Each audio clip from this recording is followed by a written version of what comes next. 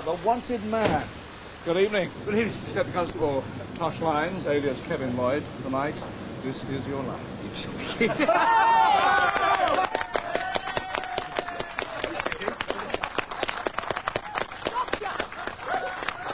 Hi, lucky. Oh, dear. Hello, oh, God. What was happening then? Oh, You've been screwing me. You wondered what was happening. Oh, I've never been so frightened in my life. Anyway, whatever you have to say will be listened to very carefully by some friends of yours back at Tennington Studios. Will they? So, I bet they will. Are you I'm going? a bit stunned, Jeff. Yeah, right. Yes. right, we'll get our breaths back and we'll quietly go. Thank you very much.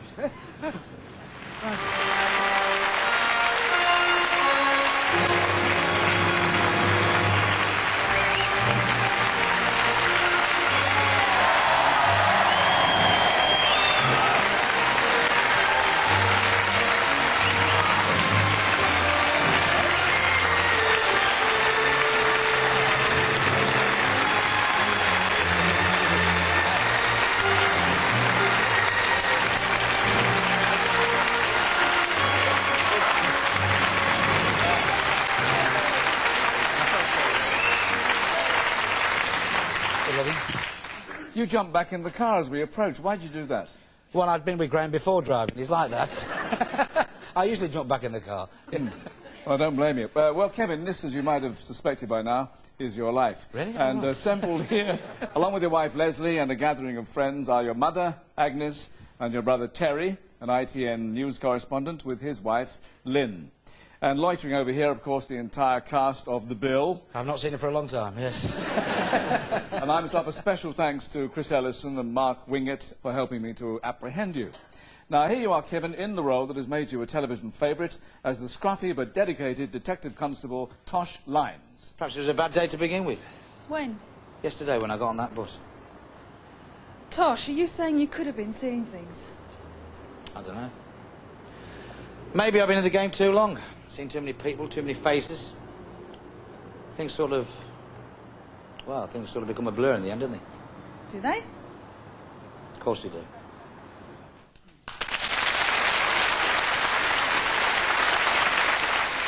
Peter Ellis, where are you, Peter? Oh, there you are. Oh, you're there. Now, you play Chief Superintendent Charles Brownlow, and you've been treading the boards with Kevin for more than 10 years. He's probably an elegant devil off the set, is he? Oh, yes, yes. Very, yes. With my tracksuit.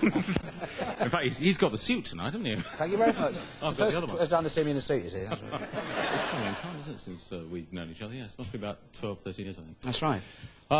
Yeah, I mean, he's a great mate, great friend, and he's a smashing actor. That's very nice. Cheers, Pete. Thank you very much. Well, there was life before Sun Hill, of course. Here's a selection of your other television roles, including this one on the other side of the law and involving another famous police series, Z-Cars. Good. Just £360 here. Hey, Ferry, it's £120 late. You'll take this as a down payment. Yeah, it's only savings on it. It'll do, eh? Hey, I'll tell you what, just leave me fare back with it. Back to where? Holland. You're not going back. What should you be allowed to live in luxury and bloody holiday while we're on the dole here? Just 'cause that's where the work is? Give him this fare, Jimmy. Yeah. You're getting nothing but... Who are you then? Who am I? Well, I suppose January '69 was a long time ago. Hey, see if this jogs your memory.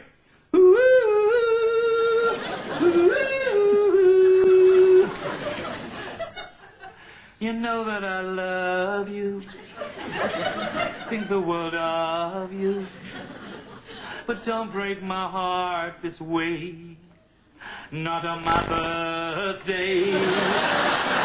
Yeah! Now, listen, mate. You may have the weight advantage, but you don't think I'd be stood here if I couldn't use myself, do you?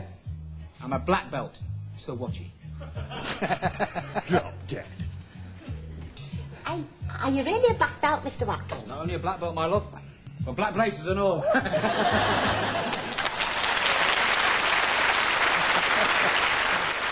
And after you appeared as the nightclub manager in Coronation Street, along came The Bill.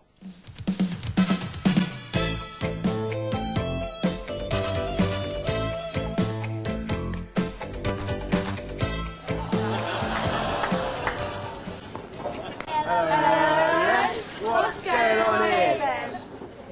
want you to know you're the best dad in the world. Your lick, sunshine. Go on the overtime, Gov.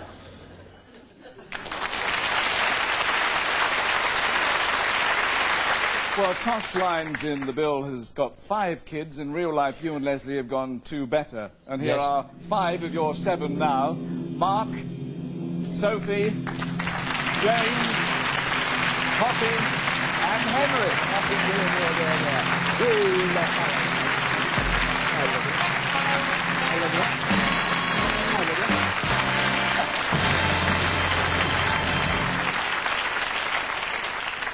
I'll be upstairs now, you watch. Yes. I notice they always wipe them off, don't they? It's Daddy's, that's why. And not a bill among them. Now, although you are now known to the nation as Tosh Lines, you've had a wide-ranging career. There was, for instance, an appearance as the killer Romero in The Borgias, a role that ended when you got the chop. Oh, dear. Alas, poor Kevin, I knew him well. Here, with his hands full, actor Kevin Kennedy, alias Curly, from Coronation Street.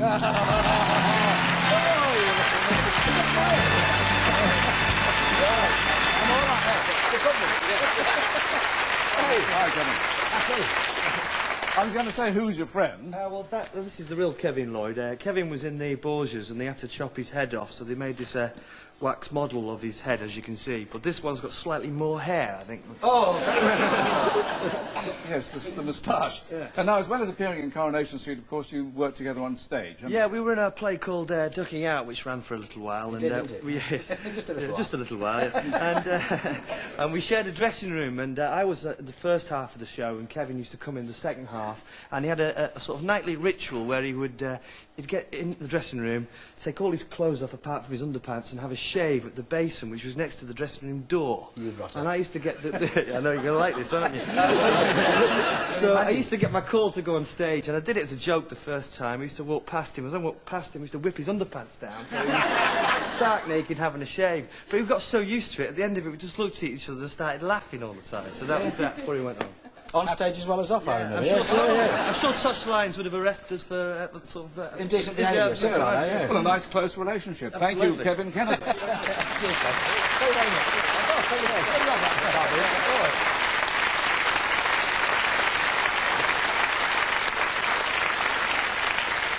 Well, Kevin Reardon Lloyd, this is your life, and you were born at...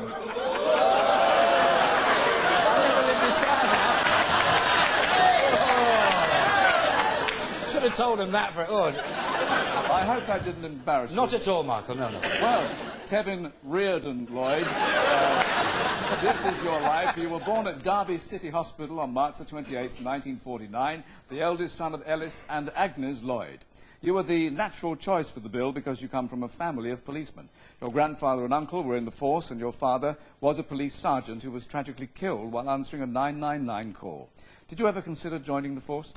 Yes, I did, actually, yes. I went to sort of the local grammar school thing and didn't get my O-levels, this, that and the other, so I was either going to be a policeman, a solicitor or an accountant. Then I became an actor. I actually went into training to become a solicitor, but I did actually think about becoming a policeman, yes. Well, as we see here, in your early days, you weren't sure whose side you were on. Now, when you were 6, you were diagnosed as having a disease affecting your hip bone, and you're confined to a hospital bed for 6 months. For the next 4.5 years, you have to wear leg irons. Now, Agnes, this must have been quite an ordeal. Yes, it was really, but after all, it seemed to be the making of him, because after a while he seemed to be, he went full out, determined to do everything, and to go for it and win, which he did. Well, that determination still shows when you get rid of the irons at the age of 10.5. You win a Sportsman of the Year prize at Wyndham Street Primary School in Derby, and you excel at all sports after winning a place at Bemrose Grammar School, playing for the cricket team and the rugby team. The nearest to a musical career comes when a kick in the teeth during one match leaves you looking like a piano keyboard. Now, cricket remains your first love in the summer, but most of all, you'd like to play football for Derby County. Absolutely. And here is Derby manager Arthur Cox.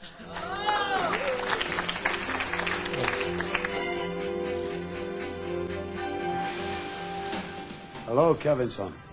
You know this place well, don't you? If your dreams had come true, you would have played here for the Rams with these lads. Cheers, Kev.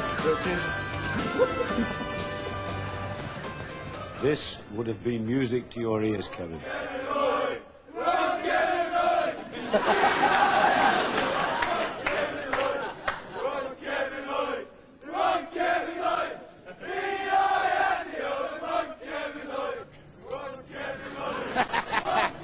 Evening all.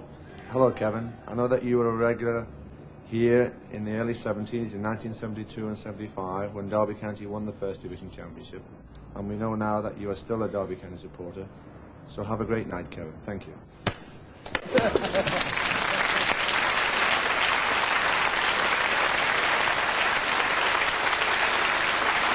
Well, thanks very much to Peter Shilton and Roy McFarland, Arthur Cox and the Derby County team. And here with us, your heroes from the 70s, internationals Alan Durbin and John O'Hare, and club director, your good friend Stuart Webb. Now, at the age of 16, you take your father's advice and you join a law firm as a junior clerk, along with a school friend. You could say, Lloydie, that you made your first big splash at school. He's now your family solicitor and a close friend for over 20 years, Arthur Titterton. I thought he'd be here.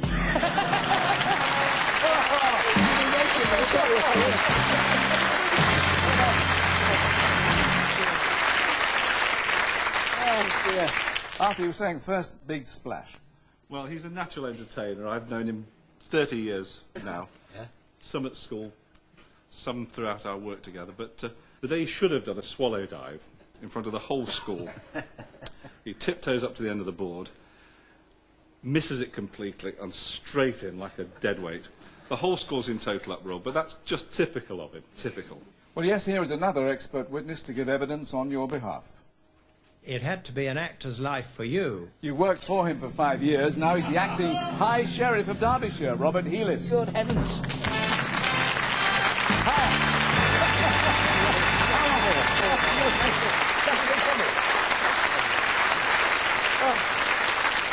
So, Robert, Kevin had no future in law. I wouldn't quite say that, but he wasn't as serious about it as one would have liked. Well, I like that.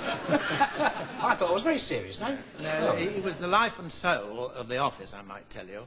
And you joined the Derby Theatre in the Round, and he press-ganged us into coming to watch him for the first time. We then watched quite regularly, I might say.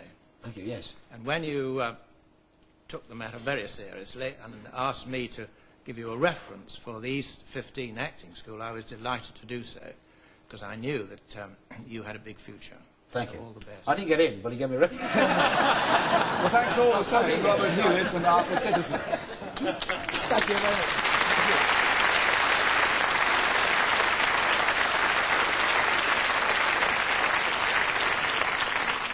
You trained at East 15 for 3 years before launching your career in 1970. One of your contemporaries is a man with a magic touch, and some years later you appear in Talent, a television show written by and starring his wife.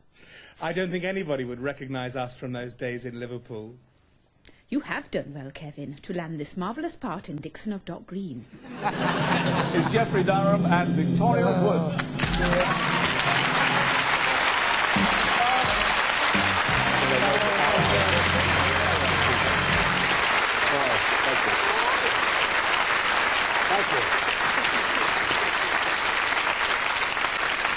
Geoffrey, have you and Kevin both changed a bit since Liverpool? I think we have, yes. He was terribly thin. Pardon? And I had lots of hair. And the first play we did together, we both wore togas. We did? We did. Silly, really. It was an Agatha Christie. But,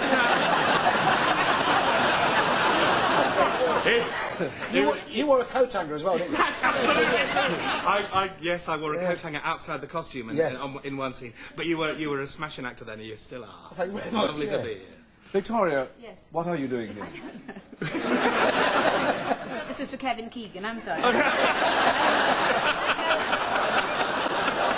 Thank you, darling. No, I just popped on because, you know, when we gave you our buggy. Yes. Well, the You front want it wheel's... back? no, I don't leave it back, but the front wheel's a bit wobbly. Right. This was a bit missing. Yes. Well, I found it. Okay.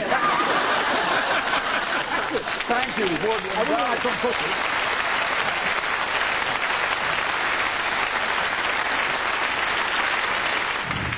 In 1975, you were voted Best Newcomer for your performance in Lindsay Anderson's production of What the Butler Saw. And as we see, you found a novel use for a policeman's helmet. The biggest cover-up since Watergate. Who would have known that this was the shape of things to come? She was the female lead in What the Butler Saw, the brilliant Betty Marsden.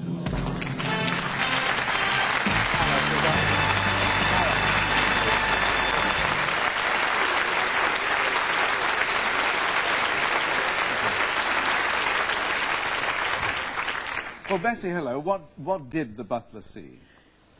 Well, Not a lot, really, did you? not as much as I did, love. 6 nights a week, and 2 matinees. I saw privates on parade, played by this one. Oh, it was wonderful working with you, darling. Thank you, Betty Marsden. Thanks, Betty. Now, one of your roles away from the bill, Kevin, saw you having a shocking time in Yorkshire Television's The Misfits. What happened? I was touching those bare wires. I thought they were dead. Oh, you'll be dead if you go around touching bare wires. What made you do it? He said they'd be all right. Skinner. Yeah, well, I must have switched off the wrong circuit. I wish you wouldn't tamper with things you don't know anything about. You could have caused a serious accident. It is serious. Oh, don't leave me, Mrs. Ridgway. Oh, I won't, Oscar.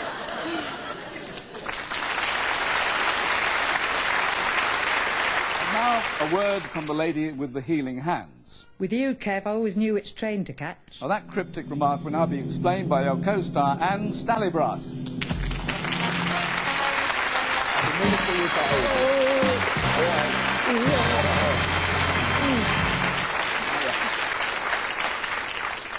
What an entrance, Anne. Now, tell me, how did trains come into this? Well, when you're working away from home, like we were on that series, there are 3 sorts of actors which are invaluable to the cast. There's one who comes with the good food guide, Yes. and one who comes with the good pub guide, and one who comes with the train timetable. Yes. Now, Kev wasn't at all averse to the first 2, you understand, but he always knew the times the trains home, so he could get the first one home to be home with Leslie and all those lovely kids. That's right. Yeah. Kev, working with you is one of the happiest jobs I've ever done. That's Bless very you. nice of you. Thank you, Anne And you. Stallybrass.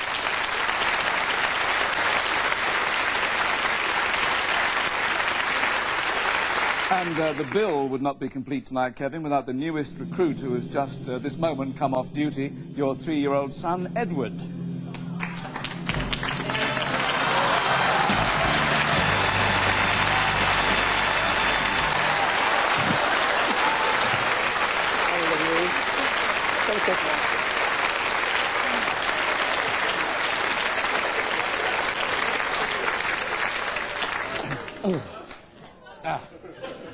You can't see him. Being such a strong family people, I know you're involved in a project called Treats. Leslie, tell us about that. Treats is a local Derby charity, and when we saw the pictures of the children and the old people in Romania and the terrible conditions that they live in, we went to Romania. When we came back, Kevin helped us raise money and medical supplies, and it didn't take me long to persuade them that perhaps we ought to adopt a child. So we went back to Romania with our good friend Dr. George Dragon. We went to a hospital in Honduras where we saw a 5-week-old little girl screaming her head off in a cot. She's now our daughter, Ellie. You wanted more children. Well, now listen.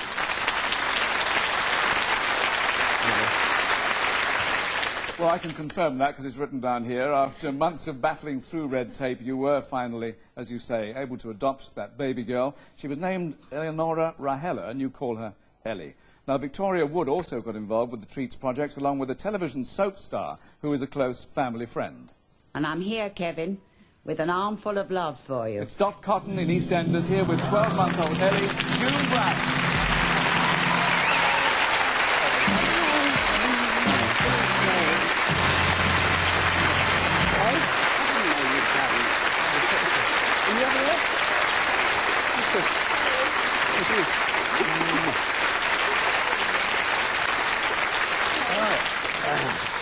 Now, June, you and Kevin have a lot in common, don't you? Yes, we've got a lot of children. Do you want to go to your daddy? Do you? Do you want to go to your daddy? No, you don't. Yes, here you are.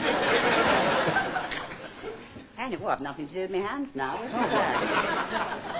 No, but Kev and I, we met in digs, didn't we? We did indeed, we did, yes. We were both at the Bristol Old Vic in separate plays, and we were in the same digs. And Kev was very nice to me. You know, we were always talking, weren't we? Yes. Well, it's very difficult not to with you, isn't it? You're a talker as well, Oh, no. Kev. We used to talk over the dining table, and I will tell you this, which nobody else knows. He used to knock at my bedroom door when he came in. He'd say, "Are you awake, Brownie?" And I'd be sitting there with my book, and I'd say, lying there with my book, and I'd say, "Yes, Kev, come in." And you sit on the bed. Sorry, Leslie. You sit on the bed. And we'd talk, wouldn't we? We would, about yes. life Yeah. and about our children. That's right. And I know that you won't mind me saying this, Kevin, because I know that you all talk about her a lot. But it was after the night of Kevin's, well, after his first night, and Leslie was with him for once. And in the morning he received the dreadful news that his baby daughter Chloe had died very suddenly with meningitis. And I felt very, very deeply for Kevin because I also had a baby daughter named, strangely enough, Chloe, who had died. And we talked about this, hadn't we, before? You helped me a lot. And it formed quite a bond between us. It did indeed, one yes. That's lasted forever. Which has lasted forever. And I'm very happy to have been asked to bring on Ellie to add, complete, shall we say, your enormous and very happy family. Thank you. Thank you, June Brown.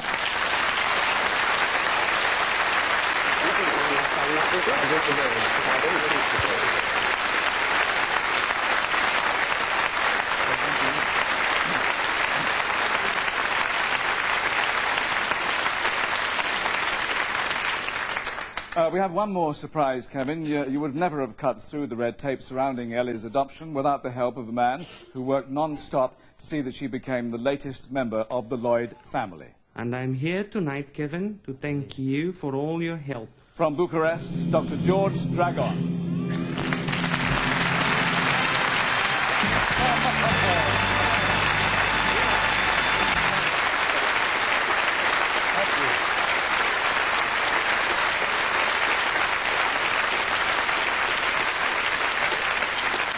I know, George, that you have formed a close relationship with the Lloyd family. Not only that, we have formed a close relationship, but they are now godparents of my young baby daughter.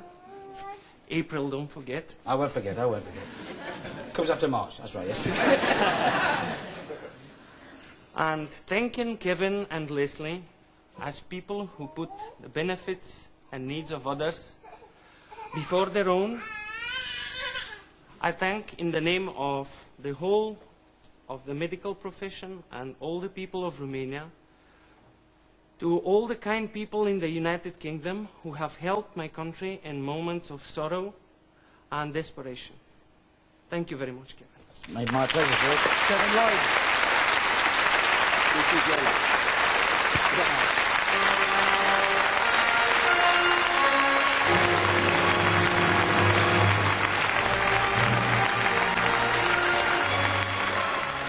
Well, it's nearly time for Coronation Street, with news about Liz McDonald's return to working at the Rovers and a bit of matchmaking from Mavis.